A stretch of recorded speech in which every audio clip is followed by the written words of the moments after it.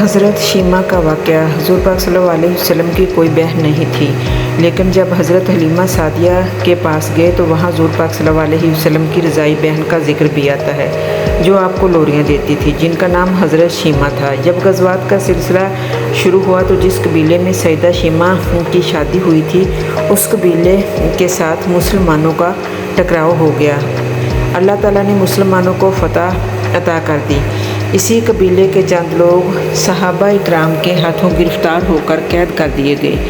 یہ لوگ اپنے قیدیوں کو چھڑانے کے لیے ہدیہ جمع کرنے لگے اور قبیلے کے سردار ایک ایک گھر سے رقم جمع کر رہے تھے کہ چلتے چلتے یہ سیدہ شیمہ کے گھر پہنچ گئے، جو اپنی عمر کا ایک خاص حصہ گزار چکی تھی۔ ان سے کہنے لگے کہ اتنا حصہ آپ کا بھی آتا ہے؟ سیدہ شیمہ نے کہا کہ کس لیے؟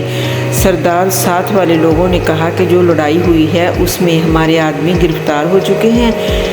باتیں کرتے کرتے کسی کے لبوں پہ نبی پاک صلی اللہ علیہ وسلم کا نام بھی آ گیا، تو سیدہ شیمہ سن کر کہنے لگی کہ اچھا، انہوں نے تمہارے لوگ پکڑے ہوئے ہیں۔ سیدہ شیمہ نے کہا کہ تم رقم اکٹھی کرنا چھوڑ دو، مجھے ساتھ لے چلو۔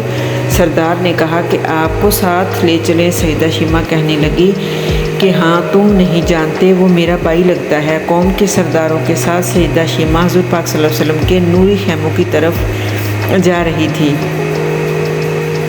اور صحابہ کرام کی ننگی تلواروں کے پہرے دے رہے تھے۔ یہ مکی دور تو تھا نہیں، یہ مدنی دور تھا۔ سیدہ شیمہ قوم کے سرداروں کے آگے جب بڑھنے لگی تو صحابہ کرام نے تلواریں اٹھائی اور پکارا، او دیہاتی عورت، رک جا، دیکھتی نہیں آگے کوچہ رسول ہے، آگے بغیر جبرائیل علیہ السلام نہیں جا سکتے، تم کون ہو؟ حضرت شیمہ نے جواب دیا کہ میں جو الفاظ کہے ان کا اردو ترجمہ کچھ اس طرح ہے کہ میری راہیں چھوڑ دو، تم جانتے نہیں میں تمہارے نبی کی بہن لگتی ہوں۔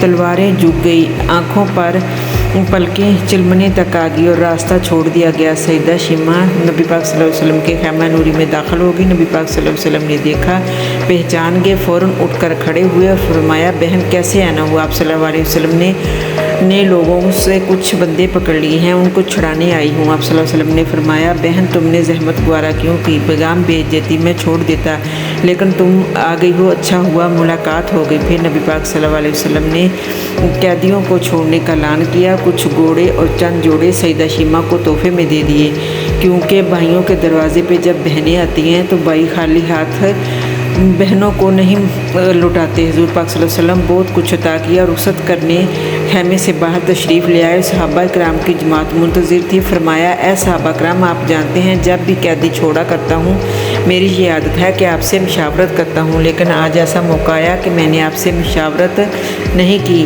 اور قیدی بھی چھوڑ دیے، آپ جو چاہیں کریں۔ صحابہ نے عرض کیا، یا رسول اللہ، مشاورت کی کوئی ضرورت نہیں، ارشاد تو فرمائیں۔ میرے دروازے پر میری بہن آئی تھی۔ سبحان اللہ، یہ ہوتی ہے بہن کی عزت اور بہن کا وقار۔ آپ بھی ارادہ کریں کہ ہم بھی اپنی بہنوں کو ایسے ہی عزت دیں گے اور بہنوں کے بچوں سے بہت بہت پیار کریں گے۔ میرے آج کے اسلامی واقعوں کو لائک کریں، شیئر کریں، اپنی دعاؤں میں یاد رکھیے۔ اللہ پاک ہم سب کو نیک اعمال کرنے کی